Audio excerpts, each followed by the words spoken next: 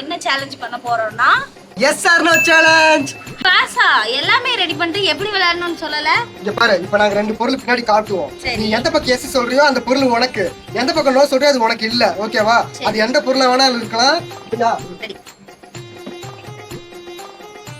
S or no. இது yes, இது no. அப்புறாணியா இருக்கியாடா, உனக்கு ஒண்ணுமே தெரிய மாட்டேங்குது.